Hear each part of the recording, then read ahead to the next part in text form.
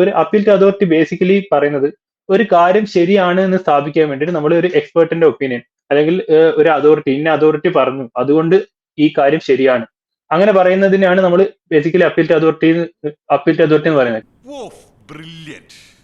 കാരണം നമ്മൾ നമ്മുടെ എവിഡൻസ് നമ്മുടെ വാദത്തിന് സബ്സ്റ്റാൻഷിയേറ്റ് ചെയ്യാൻ വേണ്ടിയിട്ട് നമ്മുടെ ആ വാദത്തിന് എന്തുകൊണ്ടാണ് ആ വാദം ശരിയാവുന്നതെന്ന് പറയുന്നതിന് പകരം അല്ലെങ്കിൽ ആ വാദത്തിന്റെ മെറിറ്റിലേക്ക് കടക്കുന്നതിന് പകരം നമ്മളൊരു അതോറിറ്റീനെ ചൂണ്ടിക്കാണിച്ചുകൊണ്ടാണ് അത് ശരിയാണെന്ന് പറയുന്നത്.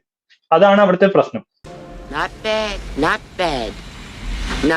പക്ഷെ അപ്പീൽ ടു അതോറിറ്റി എപ്പോഴും ശ്രദ്ധിക്കേണ്ട കാര്യം, അതേസമയം കെമിസ്ട്രിയെ സംബന്ധിച്ച് കെമിസ്ട്രിയിൽ നോബൽ പ്രൈസ് കിട്ടിയിട്ടുള്ള ഒരാൾ ഒരഭിപ്രായം പറയുന്നു, അതിനെ നമ്മൾ അപ്പീൽ ടു അതോറിറ്റി എന്ന് പറഞ്ഞ് തള്ളേണ്ട കാര്യമില്ല.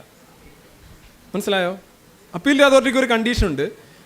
ആ അതോറിറ്റി ആ ബന്ധപ്പെട്ട ഫീൽഡിൽ ആയിരിക്കണം അയാൾക്ക് പ്രാഗൽഭ്യം, 1. 2, ആ ബന്ധപ്പെട്ട ഫീൽഡിലെ അംഗീകരിക്കപ്പെട്ടിട്ടുള്ള ജ്ഞാന പരിസരങ്ങളെ അംഗീകരിക്കുന്ന കാര്യമായിരിക്കണം അയാൾ പറയുന്നത്.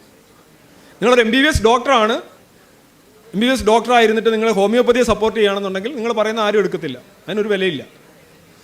ആരും ഹോമിയോപ്പതി ശരിയാണ്, MBBS കെമിസ്ട്രിയും ഫിസിക്സും ഒക്കെ തെറ്റാണ്. രണ്ടും ഒരുമിച്ച് ശരിയാവുന്ന പ്രശ്നം ഉദിക്കുന്നില്ല.